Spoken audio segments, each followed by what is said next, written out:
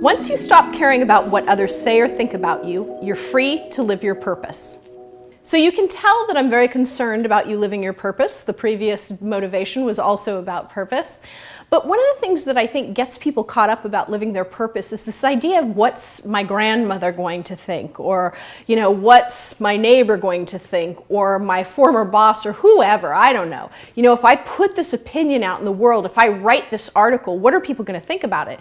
And what I can tell you from personal experience is once you sort of make a decision that I'm going to embrace who I am at the highest level, I'm not going to get sort of attached to the opinions of others, you're able to produce your greatest work. You're not going to make everybody happy in the world. That's the truth of the matter. So why not make yourself happy? I mean, why not do that? And I think that people really get in their own way by really getting attached to, well, I don't want to say that because, what is somebody going to think of me? This morning, before we started shooting 20 videos, I met one of my clients, and it was really interesting talking to her because she was talking about sort of living her higher purpose. And for most of her life, she felt she wasn't doing that because she was so concerned about people liking her.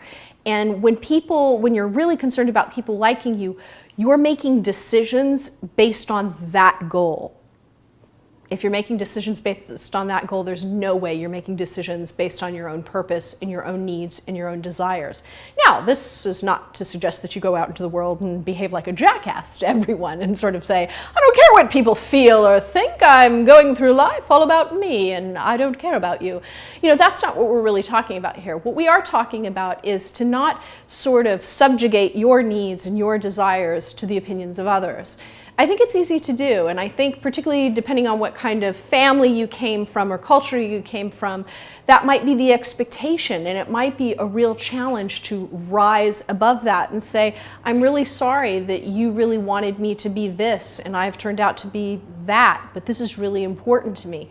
So I want you to think about all the ways in which you're more concerned about someone's opinions than you are about your purpose.